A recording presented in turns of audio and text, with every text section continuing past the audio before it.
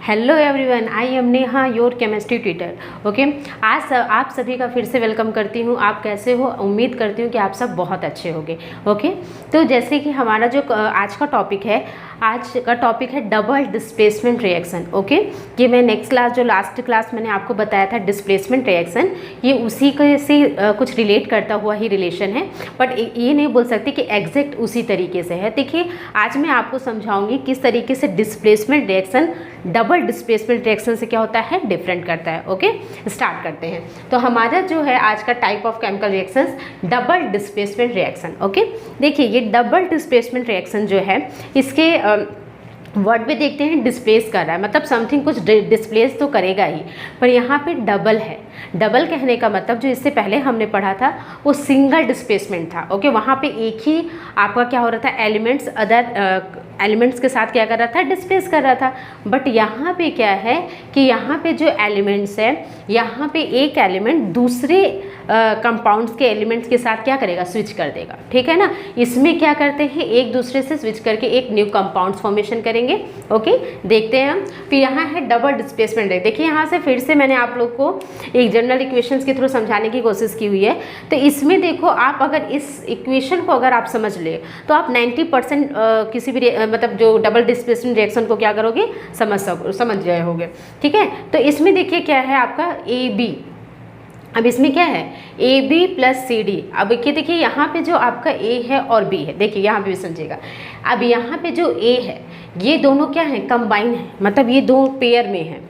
A B भी pair में है, सी डी भी पेयर में है। ठीक है ना। अब इसमें क्या होगा, जो ए है वो क्या है, पॉजिटिव।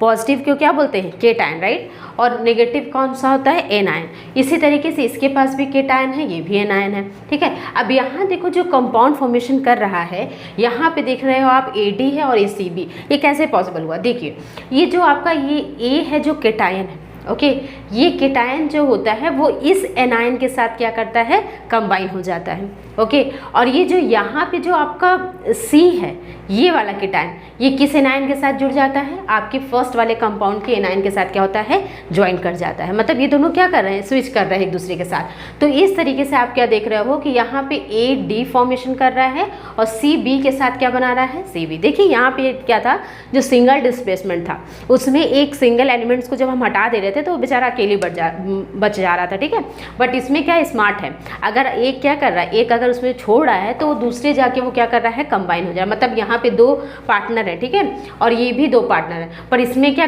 अगर ये जो ए वाला पार्टनर है इसको अगर बी को छोड़ता है तो ये बी आपका ये सी क्या करेगा, वो क्या करेगा, सी से कंबाइन हो जा रहा है। मतलब ये दूसरे क्या करें, एक दूसरे के पार्टनर को क्या कर रहे हैं, एक्सचेंज कर ले रहे हैं। ठीक है, तो इस तरीके से आप समझ सकते हो आपका क्या है, डबल डिस्प्लेसमेंट रिएक्शन। ओके, इसको हम डेफिनेशन के थ्रू समझाएंगे तो आई होप और क्लियर हो जाएगा। देखिए, exchange of ions between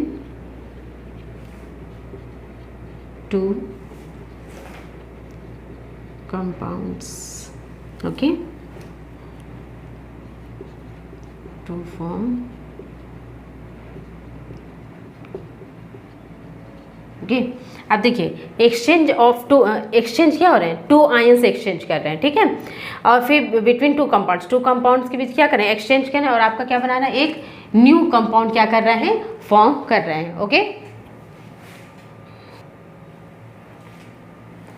okay, तो इसमें देखो आपका दिया है exchange of ion between two compounds to form new compounds. ठीक है, फिर हम इसे एग्जांपल के थ्रू समझते हैं। इसमें क्या है, बेरियम, हम क्या लेते हैं, sodium sulphate Na2SO4 plus barium chloride.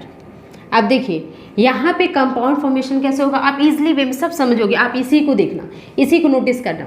अब देखो यहाँ सोडियम, ये भी मान लो ये क्या है, ये केटायन है, ये क्या है, ये आपका जो सोडियम है वो क्या हो गया, केटायन। ठीक है, ये और ये एनायन, ये केटायन, ये एनायन। ठीक है, अब देखो कैसे स्विच करते हैं एक दूसरे को। अब यहाँ पे जो आपका क्या है, सोडियम क्लोराइड है, यहाँ सोडियम क्लोराइड किसके साथ कंबाइन होगा, देखो यहाँ सोडियम क्या है, ए बी, क्या है, ए है, सोडियम ए है, बी क्या है, सल्फेट है। तो ए किसके साथ स्विच करेगा, सी, यहाँ किसके साथ जाएगा, डी के पास।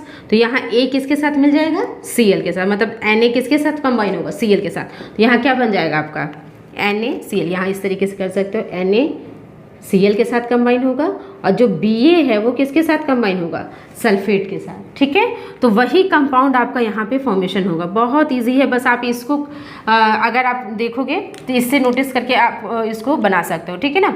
अब यहाँ देखिए क्या बनेगा, हाँ यहाँ आपका बनेगा NaCl प्लस BaSO4। ठीक है, ये देखिए आपका कंपाउंड फॉर्मेशन हो गया ना।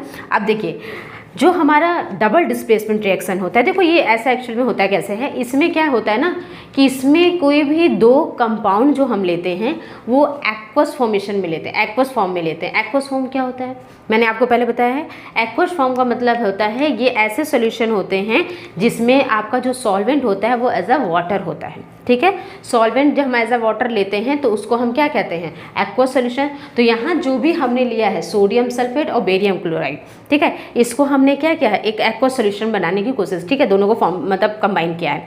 और जब इसको हम कंबाइन करते हैं तो यहाँ देखिएगा, अच्छी बात सुनिएगा, जब हम दोनों को कंबाइन करते हैं एक्वस सॉल्यूशन को, तो ये एक्वस सॉल्यूशन जब कंबाइन होता है तो बोथ कंबाइन होने के बाद जो प्रोडक्ट फॉर्मेशन होता है वो एक एक्वस सॉल्यूशन में ही फॉर्म होगा, और उसमें कुछ इनसॉल्यूबल सब्सटेंस क्या होते हैं, फॉर्म हो जाते हैं। ठीक है, जो क्या होता है बॉटम एरिया में जाके सेटल हो जाते हैं। जब आप दो कंबाइन करते हो एक्वस सॉल्यूशन को तो कुछ सब्सटेंस क्या होते हैं, जो प्रोडक्ट फॉर्मेशन होता है तो उसमें क्या होता है, कुछ तो उसमें घुल जाता है, कुछ जो प्रोडक्ट जो फॉर्मेशन होता है सब्सटेंस का वो बॉटम एरिया में जाके क्या होता है, सेटल हो जाता है। ठीक है, तो उसको हम क्या कहते हैं, प्रेसिपिटेट।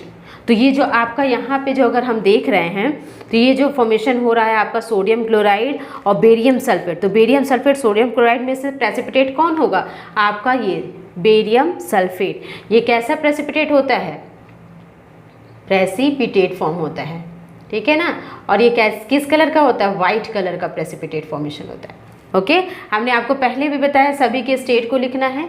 जैसे ये सोडियम सल्फेट कैसा होता है, एक्वस में होता है, ये भी कैसा होता है, एक्वस में, और ये कैसा होता है, ये भी सोडियम क्लोराइड कॉमन सॉल्ट, ये भी क्या होता है, सोडियम क्लोराइड भी एक्वस सॉल्यूशन होता है। अब यहाँ पे जो इनसॉल्यूबल सब्सटेंस, ये कैसा होता है, इनसॉल्यूबल होता है, इनसॉल्यूबल आपका सब्सटेंस होता है, और वही क्या फॉर्म करता है, वाइट कलर का प्रेसिपिटेट फॉर्म करता है। ठीक है, इससे जो रिलेटेड क्वेश्चन आते हैं, देखो मैंने आपको जितने भी अभी तक इक्वेशंस बताए हैं सभी में मैं आप लोग को उसके स्टेट को भी बताती हूँ और उसकी बैलेंसिंग भी बताती। देखो बहुत सारे बच्चे ऐसा करते हैं कि एग्जाम में करके आते हैं, या तो बैलेंसिंग छोड़ देते, मतलब इक्वेशन रिएक्शन तो लिख दिया बट क्या उसको बैलेंस नहीं करते। ओके, बहुत सारे बच्चे क्या होते हैं उसकी स्टेट को भी नहीं लिखते। तो देखिए अगर आप बैलेंसिंग अगर नहीं कर रहे हो तो आपके नंबर कट जाते हैं। ठीक है, तो या फिर अगर आपकी स्टेट भी जो लिखना होता है वो भी कभी कभी क्वेश्चन में पूछ देता है। जैसे लास्ट ईयर आपके बोर्ड एग्जाम में भी पूछा था, यही एग्जाम्पल था आपका, इसी वाले एग्जाम को लिया था, और इस एग्जाम्पल को उसने स्टेट को उसने क्वेश्चन पूछ दिया था कि इसके स्टेट को बताइए। तो इस वजह से मैं आपको हर एक क्वेश्चन में जितने भी मैं आपको एग्जांपल बता रही हूँ उसमें सबको स्टेट के साथ विद बैलेंसिंग के साथ आपको क्लियर करा रही हूँ। ठीक है, तो इसी वजह से ये आप ध्यान देना कि जो भी आपका डबल डिस्प्लेसमेंट रिएक्शन होता है उसमें क्या होता है, ये एक्वस सोल्यूशन होता है, ये भी एक्वस होता है, और जो इनसॉल्यूबल सब्सटेंस होता है वही कौन सा होता है, वही सॉलिड होता है। जैसे ये किस स्टेट में हो जाएगा, ये आपका सॉलिड स्टेट में हो जाएगा। ठीक है, इसी को हम क्या कहते हैं, प्रेसिपिटेट फॉर्मेशन। और ये आपका डाउनवर्ड एरो भी होता है ना, इस तरीके से डाउनवर्ड एरो में बेरियम सल्फेट आपका क्या होता है, फॉर्म होता है, और व्हाइट कलर का प्रेसिपिटेट फॉर्म करता है। ठीक है, तो देखिए सेम इसी तरीके से हमने किया, इसी को फॉलो करके हमने इसको कितने अच्छे से तरीके से इसको फॉर्म बना दिया। ठीक है, तो यही है हमारा डबल डिस्प्लेसमेंट रिएक्शन। इसमें आयंस एक्सचेंज होते हैं, एक कंपाउंड्स के जो केटायन होता है वो दूसरे कंपाउंड के एनायन के साथ कंबाइन करता है, और जो सेकेंड वाले कंपाउंड का केटायन होता है वो फर्स्ट वाले कंपाउंड के एनायन से कंबाइन करके क्या बोलता है, एक न्यू कंपाउंड फॉर्मेशन करता है। मतलब ओवरऑल आप ये समझ सकते हो कि दोनों एलिमेंट्स क्या करते हैं, एक दूसरे को मतलब एक दूसरे के आयंस के साथ क्या होते हैं, एक्सचेंज करते हैं। ठीक है, तो ये होता है हमारा double displacement reaction. I hope आप सभी का ये क्लियर हो गया हो डबल डिस्प्लेसमेंट रिएक्शन। इसके आगे के रिएक्शंस को मैं नेक्स्ट क्लास क्लियर करा दूंगी। ओके, फिर भी कोई डाउट होगा तो प्लीज़ आप कमेंट सेक्शन में ज़रूर बताइएगा, जिससे मैं आपके डाउट्स को क्लियर कर सकूँ। ओके, आज के लिए इतना ही, नेक्स्ट क्लास मिलते हैं, बाय बाय।